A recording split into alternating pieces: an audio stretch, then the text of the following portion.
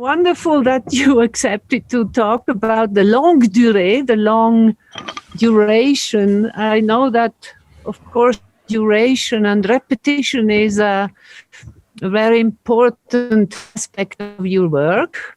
And we were looking at the video you made about this appearance of the Kurorchester, as we call it, the orchestra still performing in the chic hotels on the 31st or last day of the year, or on special occasions.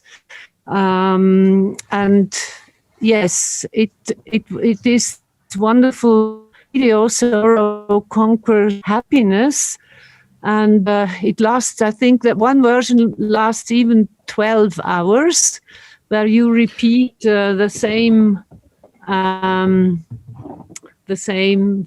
strophe. What is it? Verse, the same refrain. Verse, yeah. I think it was 6 hours, but I think it was 6 though. Yeah, I think it was 6 hours.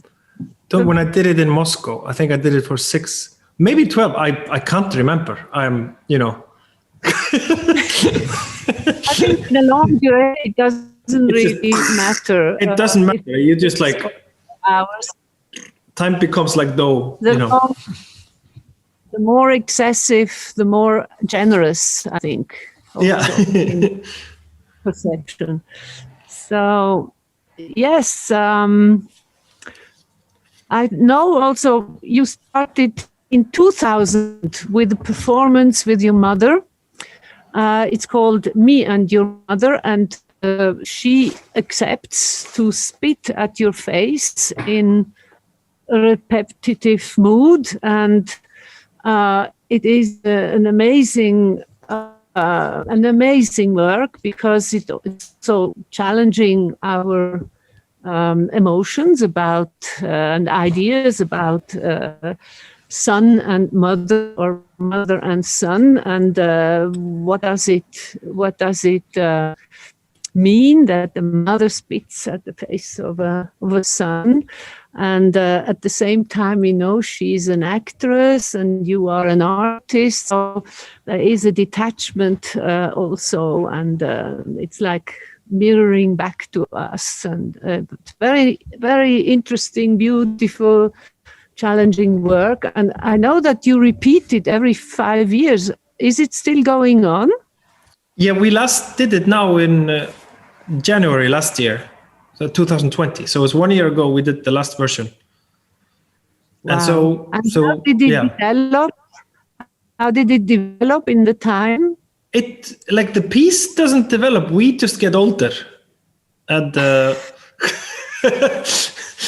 we don't even develop. We just get older, and is there a routine? There is this routine. Yeah, there is this routine that we set the time, and either my mother goes to the bakery or I go to the bakery, and so there's a little kind of coffee party for the camera and sound people working with me on it, and we have coffee, and then we go like, let's film, and we do that, and I have a shower and a little bit of coffee again. It has become quite a beautiful family ritual. In a way, yeah. But has the time span in your perception changed? Now, the older one gets, the quicker time moves. Yeah. Many people say. Huh? So, can you tell us something about the way you perceive these 5 years? Yeah, true. Like the first 20 years ago when we did the first one, I remember. Like, it was pretty short. It was 5 to 10 minutes, and it felt like eternity. It was just so strange and funny and weird. And it felt so long. And now, like last year, it just, as you say, it just felt like boom. really, really short. It's like the summers; they're shorter, and and the spitting feels shorter. And how do you present? You put it together as chapters of a play, or? Yeah, they are, sometimes they are shown together, just like all of them in space. So you sort of feel this kind of time passing in it. And also then sometimes they are shown just individually. They both exist individually and as a kind of overview of us in the last 20 years. It has become it has become something totally that's just like just typical, like a typical family tradition, because we've been doing it for 20 years now. It doesn't feel like we're doing an artwork anymore. In the beginning, it felt like, wow, I'm doing this like kick-ass art piece where my mother is spitting on me. Yeah, it felt. Also, I was a student and I was like, kind of trying to do something exciting, and now it just really doesn't feel like an artwork anymore.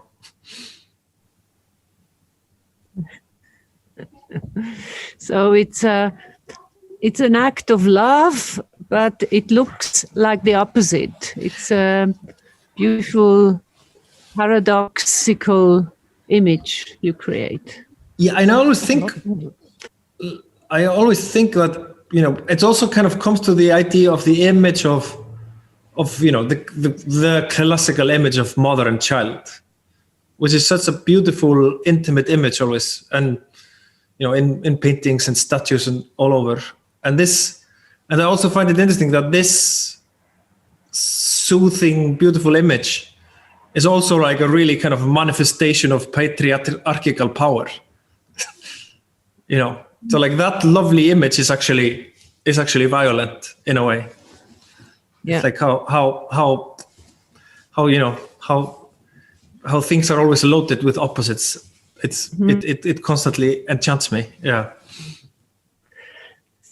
This is the topic which we're looking at in this meeting at the Engadin Art Talks. Now we gave it the title "The Longue Durée." Yeah. Referring to the historian Fernand Braudel, his book "The Mediterranean," written in 1949, and Braudel distinguishes the longue durée, the long duration, as a historical phenomenon that's resulting in space. For instance, the Mediterranean space and basin, which doesn't really change.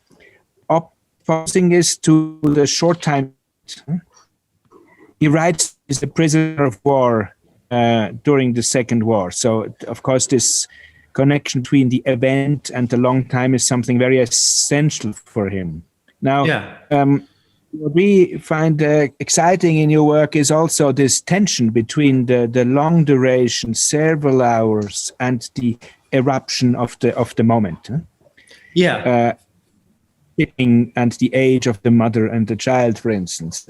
So perhaps you could say something about the way you work with the time frame. Yeah, I think it was really interesting. I was reading a little bit and saw that video about this writing of this historian was talking about. I didn't know anything about it before, but it's really kind of enchanting, this idea of like that there is this long-term thing, and then there's like these short spurts of history, which are like our lives and battles and whatever. It's just tiny little glitches, I guess I'm sort of trying to, like, with my long durational pieces, I'm also really emphasizing how short they are.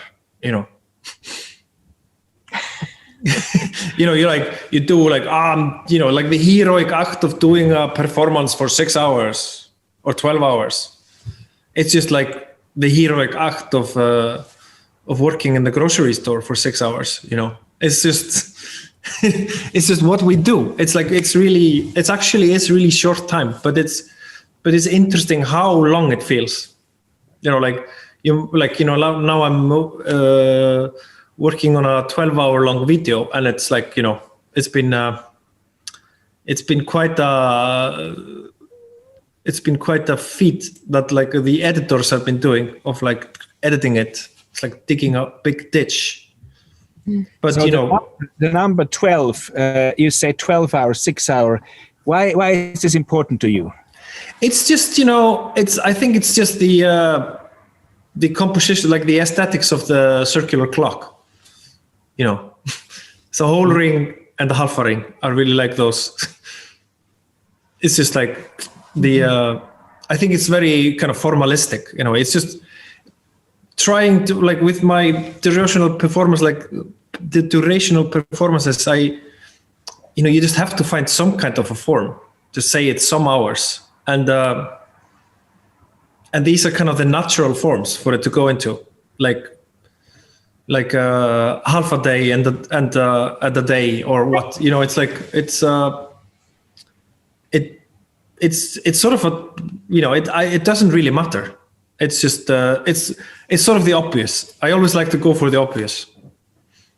I think the cliche is as my friend and mentor Magnús Sigurðarson, artist, says.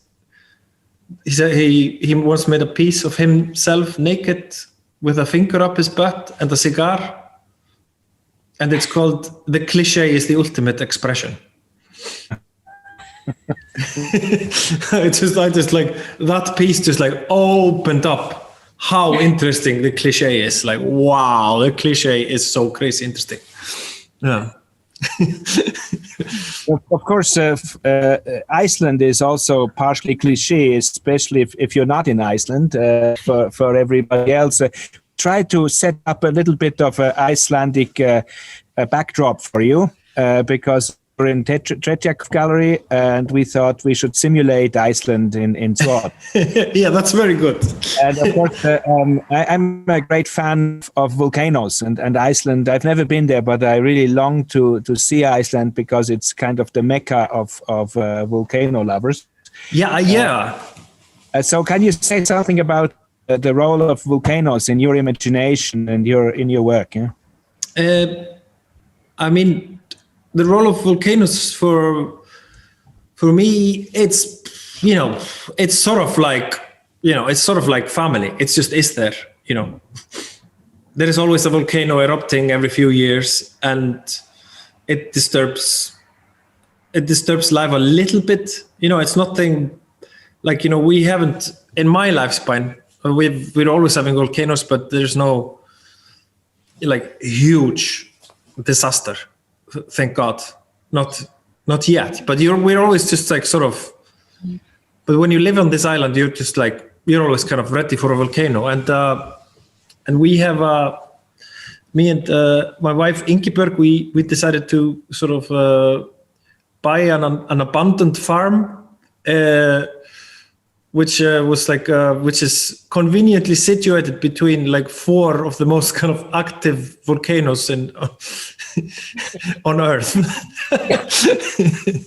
And so in that area, you really feel the volcano, and you really feel like everybody just talks about, about volcanoes. Like it's still weirdly fresh in memory, the eruption of 1918, which was huge in Katla, which is close to there.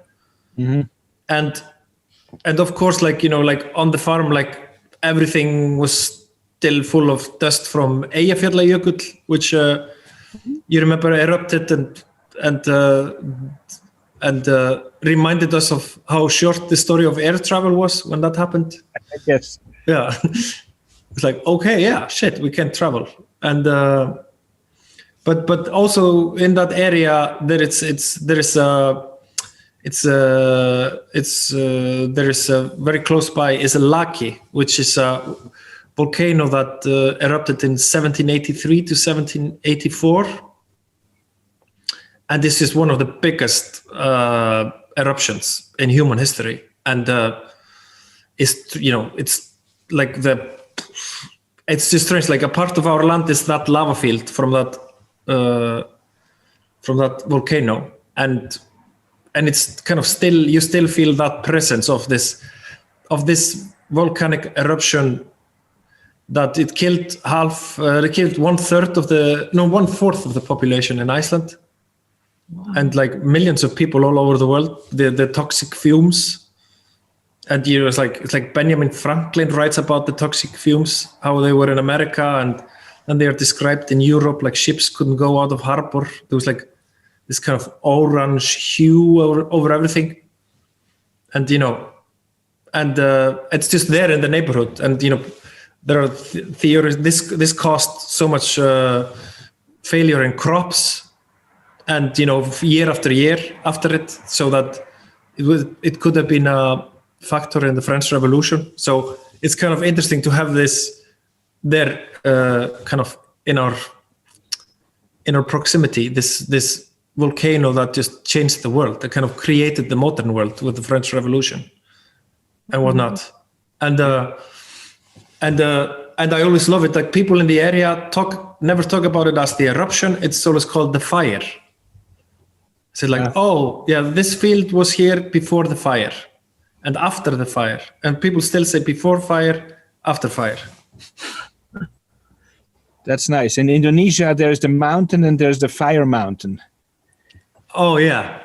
Yeah. So the mountain is not a volcano, and the fire mountain is an actual volcano. There actually is no mountain that's not a fire mountain. So it doesn't really matter. Yeah. No, yeah. A relation between the eruption of volcanoes and the mother spitting onto her son every 5 years. Yeah, there's of course. There's like, I mean, there is true. There is a link. And it's true. Yeah, it's like a volcano erupts here in Iceland circa about every 5 years also. So it's like, yeah. It's also the dialectic between static and dynamics, eruption, and the longue durée of geology, of the Erstarrung. What is it? Petrification. Yeah. It's like, it's very, like, it's true. Like, I mean, you're in the Alps. There is this really sense of longue durée. It's just like slowly taking shape, But here it's just like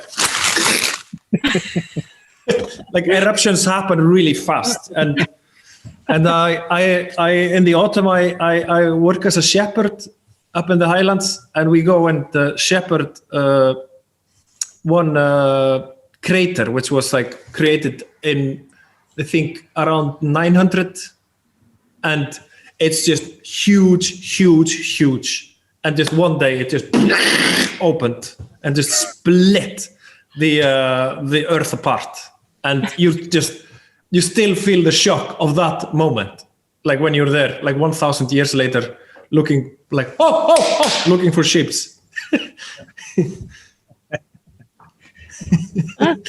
It's great to talk to you. We only have a short slot in this conversation, so perhaps you just say something about your background. We're in this collective Skype and Zoom world, and you have a fantastic background, but I think it's a special background.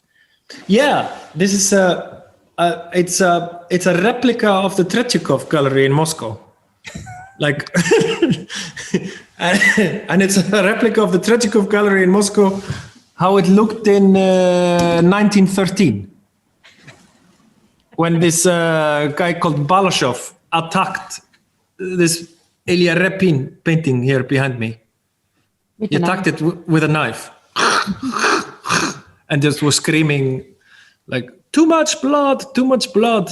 And I always. Like my mother told me about this when she went to Moscow in the 80s, and was just like, I went to Moscow and I saw a painting that is so powerful that somebody tried to kill it. And I think I became this is like, okay, a visual artist. I think I became a visual artist because of this. Like, I remember this story, and I never seen the painting in the flesh, and I was gonna go and see it in 2018, and then of course another guy attacked it in 2018. So it's a painting that has twice been attacked. And it's just like... There is a wonderful coincidence. Tomorrow, the artist Peter Fischli is talking to Dario Gamboni, an art historian, about iconoclasm. Oh, really? Peter Fischli recently got really obsessed with this theme of iconoclasm. Yeah. So it's interesting that you talk now connects naturally with the talk with Peter Fischli. True, because iconoclasm is so...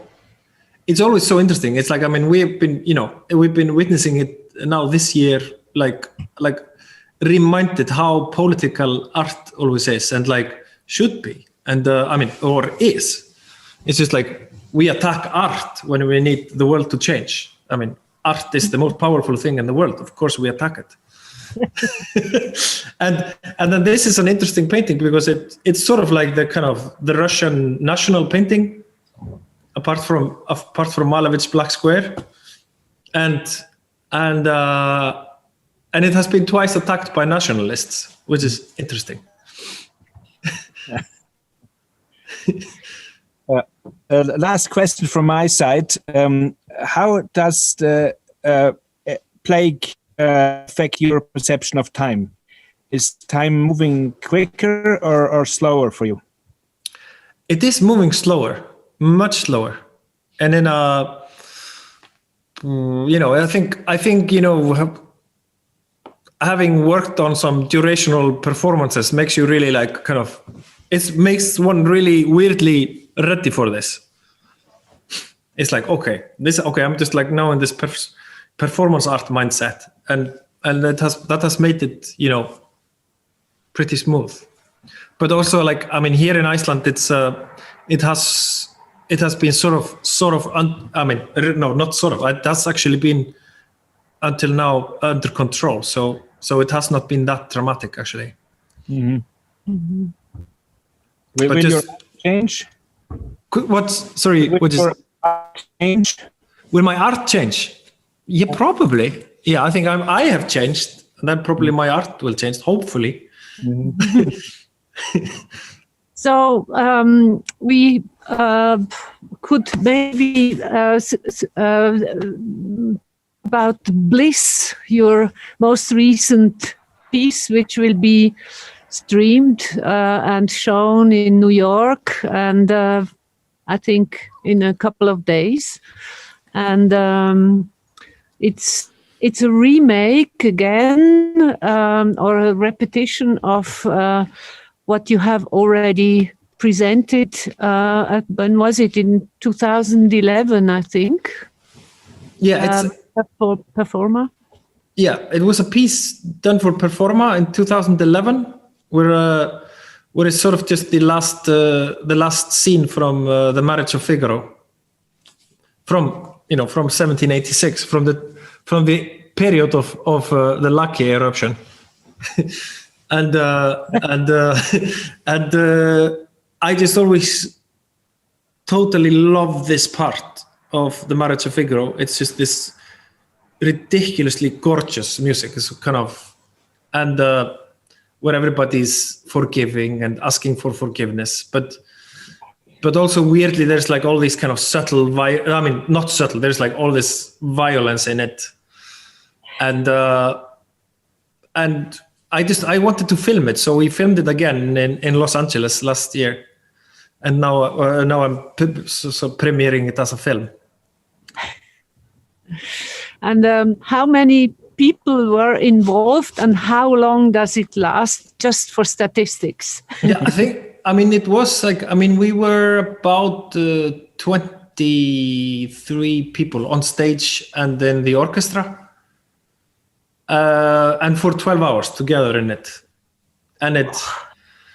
but also like the main tenor, my friend, who's an kind of Icelandic tenor, who is a Verdi tenor. He used to sing Verdi in La Scala and Metropolitan, and it's kind of this super cool guy now settled in Iceland, and I asked him if he wanted to do this back in the days, and he was just like, Mozart for 12 hours. That sounds easy. It's like sleeping.